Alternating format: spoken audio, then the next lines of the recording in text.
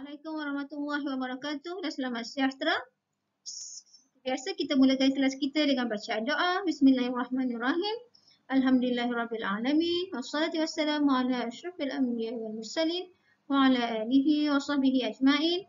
Allahumma ftah alaina hikmataka wanshur alaina min hazaini rahmatika ya arhamar rahimin. Rabbi shrah li sadri wa yassir li amri wahlul 'uqdatam min lisani yafqahu qawli. Rabbi zidni ilma warzuqni fahma. Sallallahu ala sayyidina Muhammad wa ala alihi wa sahbihi wasallam. Alhamdulillahirabbil alamin. Baik, masih lagi dalam bab 8 iaitu cahaya. Tapi hari ini kita akan masuk subtopik yang ketiga iaitu 8.3 pantulan cahaya. Seperti biasa saya kreditkan dahulu PowerPoint ini kepada pemilih asalnya iaitu Cikgu Nur Azirah Khalid daripada SMK Uluti Ram Johor.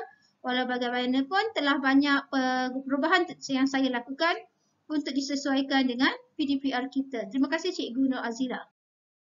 Baik, kalau awak masih ingat, dalam video yang sebelum ini, dalam video sebelum ni, kita sudah pun belajar tentang image.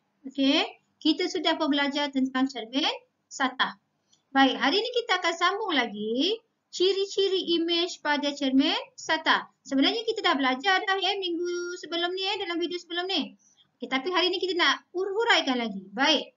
Lihat kepada gambar ni gambar baby ni. So ini adalah baby yang asal. Baby yang sebenar lah. So baby yang sebenar ini nama kita panggil dia sebagai objek. Manakala gambar baby ini di dalam cermin, ini dinamakan sebagai image. Oleh kerana baby ini gambarnya, gambar baby ini terletak di belakang cermin. Ini cermin ini cermin. Terletak di belakang cermin, seolah-olah di dalam cermin. Jadi image ini adalah maya. Maya. Ini kita dah belajar dalam video yang sebelum ini. Baik, lihat di sini ciri-ciri image yang terbentuk pada cermin satah.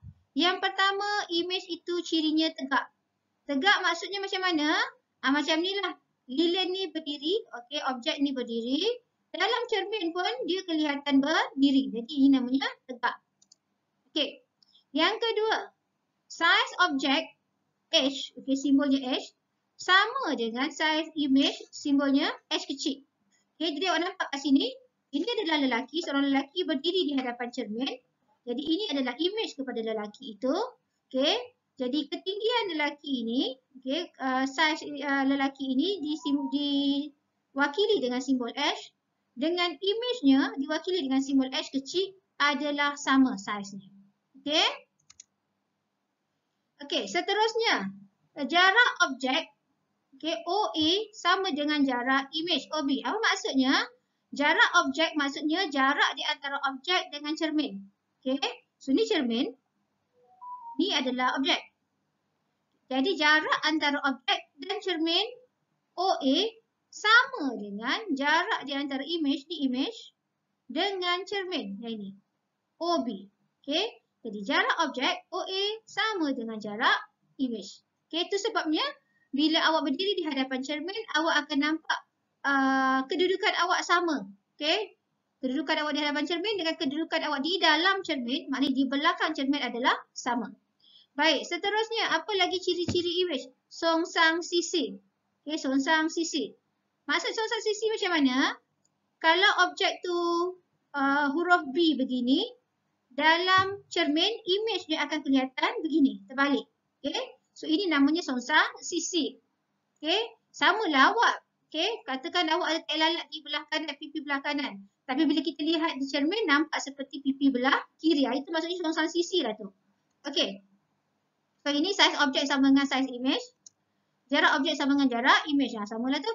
Seterusnya, ciri yang seterusnya ialah maya. Ciri yang kelima maya tadi saya dah sebut. So maya maksudnya image itu ataupun gambar tangan ini dalam cermin dia akan terbentuk di belakang cermin. So itu namanya maya. Jadi ada berapa ciri-ciri image pada cermin satah? Ada 5. Yang pertama tegak. Yang kedua songsang sisi. Yang ketiga size objek sama dengan size image. Yang keempat jarak objek sama dengan jarak image. Maknanya OA sama dengan OB jarak dia. Dan yang terakhir sekali maya. Baik, kita sambung lagi. Sekarang kita tengok apakah dia hukum pantulan cahaya. Okey, hukum pantulan cahaya. Maknanya, dalam video sebelum ni kita kata cahaya boleh dipantulkan. Okey, so kita kata cahaya boleh dipantulkan. Jadi bila kita kata cahaya boleh dipantulkan, mesti ada satu hukum yang menerangkan tentang pantulan cahaya. Bagaimanakah pantulan cahaya berlaku? Baik, lihat gambar di sini. Okey, perkataan di sini ialah cermin satah. Okey, saya ulang saya ingatkan awak semula. Cermin satah ini adalah cermin yang biasalah yang awak gunakan untuk bersolek di rumah tu. Cermin besar kat rumah awak lah. Cermin besar kat rumah awak tu cermin satah lah. Cermin yang bila awak lihat, awak nampak awak punya badan sama besar, itu namanya cermin satah. Itu cermin satah. Okey? Cermin yang besar kat rumah awak tu. Jangan tak tahu pula nanti. Okey, nanti jangan tanya lagi saya, cikgu cermin satah tu apa? Itulah je cermin satah. Ya? Semua orang di rumah dia ada cermin satah. Baik, sekarang kita tengok hukum pantulan cahaya. Cahaya yang dipantulkan mematuhi hukum pantulan. Okey, jadi semua cahaya mesti akan mematuhi hukum pantulan. Baik, apakah dia hukum pantulan? Itu yang kita nak tahu. Baik, tengok yang pertama. Sinar tuju, sinar pantulan dan garis normal semuanya berada pada satah yang sama. Baik, apa maksud ayat yang pertama? Kita tengok Ni cermin satah. Okey, ni cermin satah. Biasanya cermin satah kita akan buat simbolnya beginilah. Kita akan gambarkan dia dengan satu garisan. Kemudian ada garis-garis macam ni garis-garisnya, garis-garis kecil-kecil ni. Ini cermin satah lah tu. Kalau dia tak tulis tu kita tahu ini cermin satah. Baik. Sekarang ada garis putus-putus kat tengah ni So garis putus-putus ini dia bersudut 90 darjah. Nampak kat sini Dia bersudut 90 darjah dengan cermin satah. Jadi, bila awak nampak garis putus-putus yang bersudut 90 darjah dengan cermin satah, maknanya garis ini ialah garis normal. Okey? Walaupun katakan soalan tidak melabelkan ia sebagai garis normal, awak tetap kena tahu garis putus-putus yang bersudut 90 darjah dengan cermin satah. Okey? Jadi garis putus-putus yang bersudut 90 darjah, okey, dengan cermin satah itu dinamakan sebagai garis normal. Okey, ni dia. Sudut 90 darjah ada kat sini. Okey. So itu adalah garis normal. Baik, saya padam balik sebab saya tak nak mengganggu kita punya penerangan. Okey. Sekarang kita sambung. Sekarang kita ada 3 perkataan kat sini Kalau awak tengok ayat pertama tu ada 3 perkataan. Sinar tuju, sinar pantulan, garis normal. Okey, sinar tuju yang ini. Garis normal saya dah cerita tadi. Okay, sekarang kita tengok sinar tuju. Baik. Katakanlah cahaya masuk. Katakanlah ada matahari kat sini. Okey, contoh saya buat contoh. Okey, ni ada matahari. Matahari warna biru. Okeylah. Right. Ni ada matahari. So, matahari dia akan memancarkan cahaya. Okay, dia akan mengeluarkan cahaya kan? So, cahaya daripada matahari ni, katakan cahaya daripada matahari, dia masuk. Masuk gini. Sorry lah tak tegak. Masuk macam ni. Bila dia masuk, dia sentuh cermin satah. So, garis yang masuk ni, garis sinar cahaya yang masuk ni, okay? Sinar cahaya yang masuk ni, namanya ialah sinar tuju. Okay? Di sinar yang masuk, namanya sinar tuju. Okay, apabila sinar tuju menyentuh cermin satah. Okay, apabila sinar tuju menyentuh cermin satah. Okay, sinar tuju ni masuk, sentuh cermin satah. Apabila dia sentuh cermin satah, dia akan dipantulkan.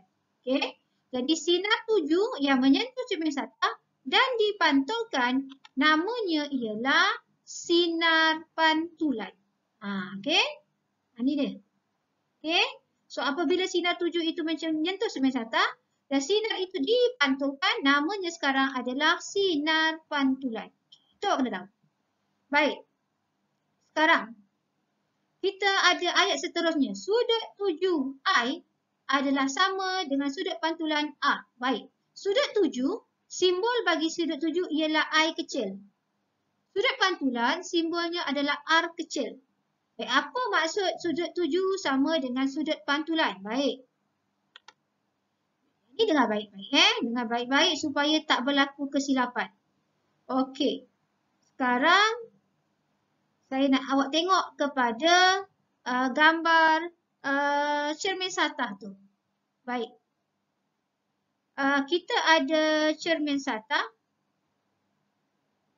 Okay, kita ada cermin satah. Kita ada garis normal. Ini garis normal. Baik. Sudut. Okay, sudut. Sudut di antara sudut 7 ni sinar 7 sorry Sudut di antara sinar 7 dengan garis normal, ini sudut ini dipanggil sebagai sudut 7. Okey. Jadi daripada garis normal ke sinar 7. Okey.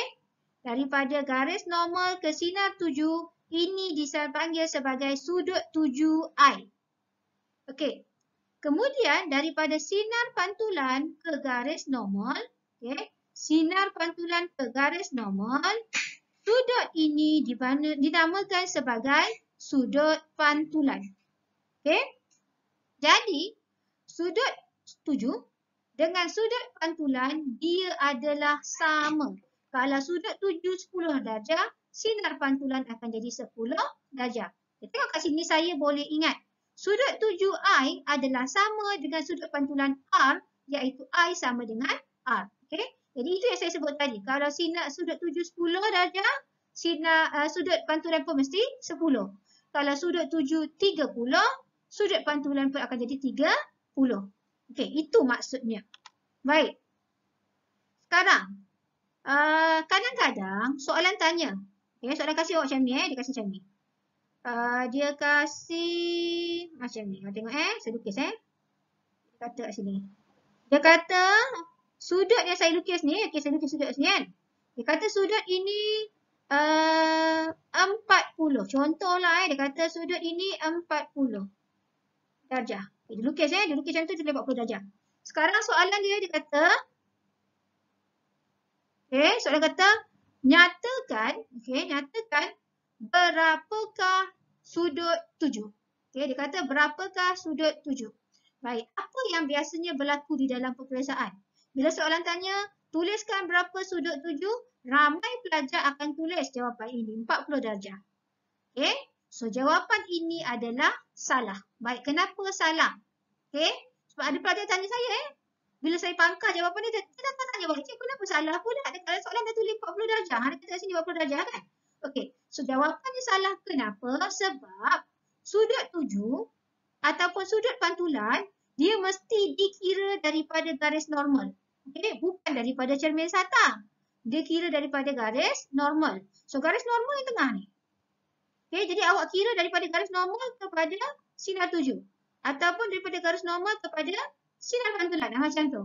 Bukan daripada cermin satah ke sinar 7 ataupun cermin satah ke sinar pantulan.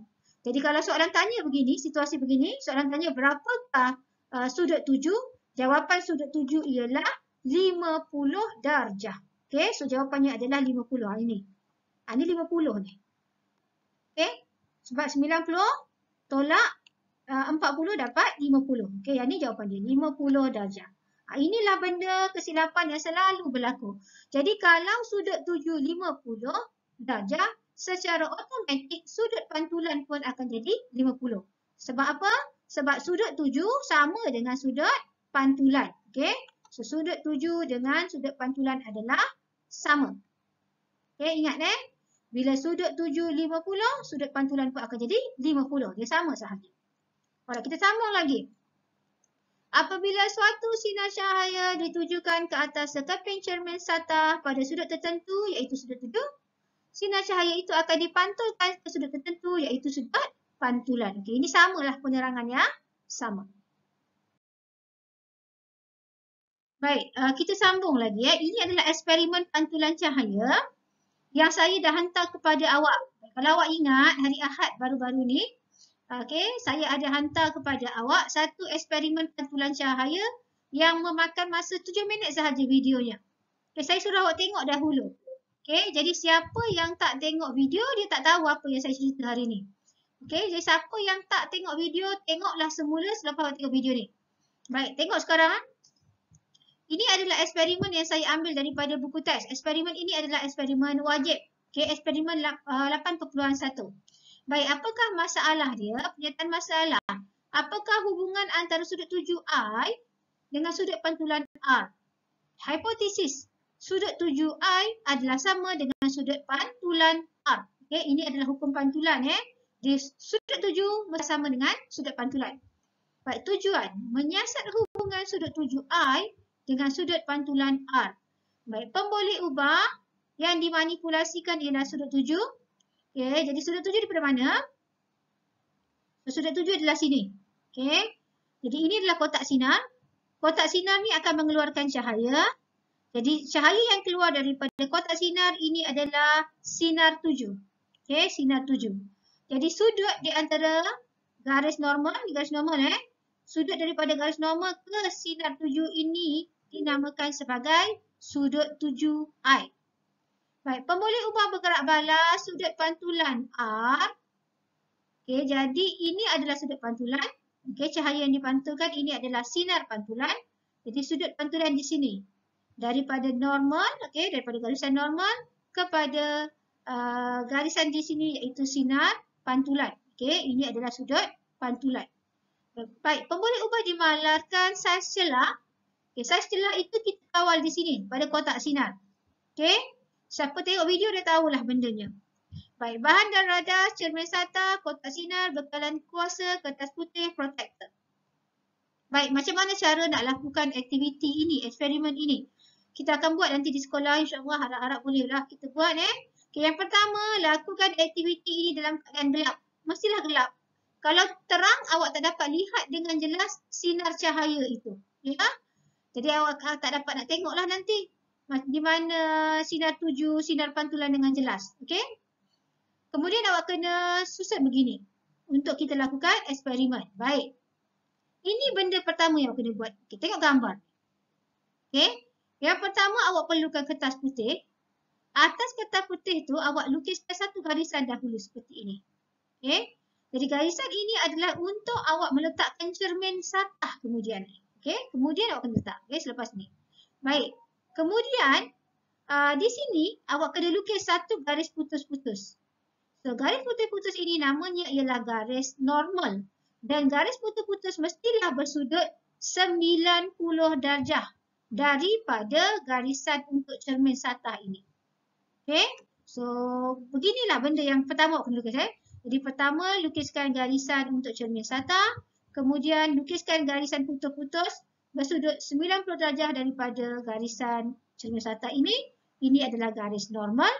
Kemudian guna protektor. Okey, ambil protektor ini, awak ukur sudut 20 darjah. Kenapa 20 darjah? Sebab di sini awak kena tujukan sinar cahaya ke cermin SATA pada sudut 7, 20 darjah dan 35 darjah.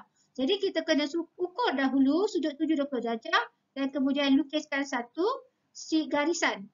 Garisan ini adalah untuk sinar 7. Okey? Baik, selepas yang ini selesai, barulah eksperimen kita boleh mulakan. Baik, kita sambung macam mana cara kita nak jalankan eksperimen pantulan cahaya. Baik, sebelum saya teruskan, saya nak kreditkan gambar ini. Okey, semua gambar ini termasuklah gambar yang sebelum ini tadi, gambar yang ada gambar protektor tadi tu. Saya ambil daripada video Cikgu Iliani. Okey, terima kasih Cikgu Iliani. Dan video yang saya hantar kepada awak, video eksperimen itu juga adalah video Cikgu Iliani yang menerangkan langkah demi langkah bagaimanakah untuk melakukan eksperimen pantulan cahaya. Jadi Cikgu Iliani telah terangkan dengan sangat baik bagaimanakah cara eksperimen itu dijalankan. Okey, saya harap pelajar yang belum lagi melihat video eksperimen pantulan cahaya oleh Cikgu Iliani, tolonglah tengok sebab saya dah masukkan. Baik, sekarang tengok. Tadi saya kata mula-mula awak kena lukiskan satu garisan untuk meletakkan cermin SATA. Inilah dia cermin SATA. Okey, kemudian kotak sinar. Okey, inilah dia kotak sinar. Kemudian awak lukis garis normal. Ini garis normal, garis putus-putus. Kemudian awak lukiskan sudut 20 darjah dengan protektor. Dan garisan ini adalah sinar 7. Okey. Jawab dia awak nampak sini. Bila satu sinar ditujukan kepada cermin SATA, sinar itu akan dipantulkan. Okey, ini. Baik, jadi sinar yang dipantulkan ini namanya adalah sinar pantulan. Okey, jadi awak nampak di sini. Okey. Selepas itu, awak kena lukis gambar sinar pantulan ini. Lukis dengan pensel satu garisan di sini. Dan kemudian awak kena ukur berapakah sudut yang terbina daripada sinar pantulan ini. Okey. Jadi sudut pantulan antara garis normal dengan sinar pantulan mestilah sama dengan sudut 7. Iaitu sudut di antara sinar 7 dan garis normal. Jadi kalau sinar 7, kalau sudut 7 20, sudut pantulan pun mesti 20. Inilah dia gambarnya. Yang boleh nampak sudut 7 di sini, sudut pantulan di dalam situ. Sinar 7 adalah garis ini, sinar pantulan adalah garis yang terhasil selepasnya. Okey. Jadi awak ulang untuk sudut 20 darjah, okey. Sinar pantulan 20 darjah dengan sinar pantulan 35 darjah. Baik, gambar di bawah ini adalah untuk sinar pantulan 35 darjah. Okey, jadi bila awak pancarkan pada sudut 35 darjah, awak akan nampak satu sinar pantulan dihasilkan di sini. Okey, ini sinar 7, ini sinar pantulan. Okey. Kemudian awak lukis garisan itu. Macam biasa, ambil protektor ukur berapa sudut dia. Jadi sudut dia mestilah sama. Kalau sudut 7 35, sudut pantulan juga akan mendapat 35. Okey. Ini adalah gambar yang saya susun, tapi penerangannya macam mana melakukannya awak boleh lihat di dalam video Cikgu Iliani yang saya telah kongsi kepada awak. Okey, saya ulang balik. Siapa yang belum tengok, tengoklah sebab ini eksperimen wajib. Yang selepas ini saya akan minta awak membuat laporan eksperimen. Baik, kita nak tengok pula apakah aplikasi pantulan dalam kehidupan harian. Okey. Penting ke pantulan cahaya dalam kehidupan kita ni? Okay, apa kita guna, macam mana kita gunakan dia dalam hidup kita? Jadi gambar yang pertama, ini adalah paku jalan nama dia. Di paku jalan ini, di dalamnya ada dipasangkan dengan benda yang boleh memantulkan cahaya. Okey. Jadi bila awak lalu kot jalan raya, okey, lalu kot jalan, pada waktu malam, dia akan memantulkan cahaya yang membolehkan awak melihat jalan dengan jelas. Okey. Sama juga ini kod ya untuk jalan. Dipasangkan juga dengan jalur yang boleh memantulkan cahaya. Dan bila awak lalu kot jalan, okey, lalu kot jalan raya, lalu di kawasan pembinaan, awak akan nampaklah kod ini dia akan memantulkan cahaya. Okey, jadi tak adalah awak terlanggar dia. Okey, ini adalah satu lagi gambar. Ini adalah prinsip pantulan cahaya juga. Ini adalah gambar ambulans ya. Kalau awak tengok ambulans, tulisan dia adalah terbalik. Okay, songsang sisi namanya. Baik, kenapa tulisan ambulans itu ditulis dalam keadaan songsang sisi? Okay. Tujuannya supaya bila awak lihat di cermin belakang, bila awak memandu kenderaan, awak nampak ambulans di belakang awak akan nampak tulisannya dalam keadaan yang betul lah. Okay. Tertulis pada ambulans yang tidak songsang sisi. Okay, inilah aplikasi pantulan. Senang je pantulan ni. Baik, saya akan terus sambung dengan perbincangan buku SPS. Kita akan bermula dengan muka surat 113. Okey? Baik, lihat soalan di bawah. 1. Raja di bawah menunjukkan seorang murid berdiri 3 meter dari sebuah cermin SATA. Tentukan jarak antara imej dengan murid itu dan berikan sebab. Baik, dalam buku awak ada gambar ini, cermin SATA. Dan kemudian ada gambar seorang murid yang berdiri. Jadi saya tolong label untuk awak, ini murid. Murid ni adalah objek. Jadi jarak antara murid dengan cermin SATA, ini dinamakan sebagai jarak objek. Baik, soalan bertanya, jarak antara imej dengan murid berapa? Dia suruh tulis. Okay, jadi bila awak nak jawab soalan ini, perkara pertama awak kena buat ialah, awak kena lukis dulu imej tu. Baru awak boleh kira jarak antara imej dengan murid. Okey, jadi dalam buku awak sekarang, awak kena lukiskan imej. Okey, jadi ini adalah murid tu objek. Dan gambar murid itu di dalam cermin, di belakang cermin ini dinamakan sebagai imej. Okey, jadi jarak antara murid dengan cermin adalah jarak objek. Jarak di antara cermin dengan imej adalah jarak imej. Jadi bila soalan tanya berapakah jarak antara imej dengan murid, sekarang awak kena kira jarak semua ni. Okey, antara imej dengan murid. Okey, jadi yang ini jarak objek 3 meter. Bila jarak objek 3 meter, jarak imej pun akan jadi 3 meter. Sebab jarak objek sama dengan jarak imej.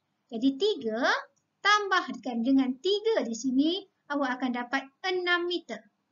Okey, sebab jarak imej dan jarak objek dari cermin satah adalah sama. Okey. Soalan nombor 2. Rajah di bawah menunjukkan satu huruf I di hadapan satu cermin satah. Lukiskan imej huruf I di dalam cermin satah pada rajah di bawah. Okey. Jadi awak kena lukis. Okay, ini adalah objek I. Ini adalah imej dalam cermin satah. Dia akan jadi I songsang sisi namanya.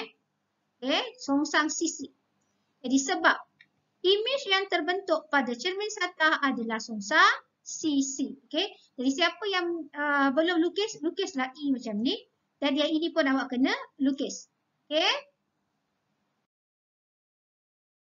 Baik, kita sambung lagi soalan nombor 3 pula. Berdasarkan rajah dan pemerhatian, nyatakan dua ciri lain imej yang terbentuk pada cermin satah. Okay. Jadi dia kasih kepada awak gambar lilin. Kemudian dia kasih awak cermin satah. Kemudian dia kasih awak satu skrin di belakang ni. Baik. Apa yang berlaku bila letakkan lilin di hadapan sebuah cermin satah? Imej lilin akan terbentuk di belakang cermin satah ataupun di dalam cermin ni lah. Okay.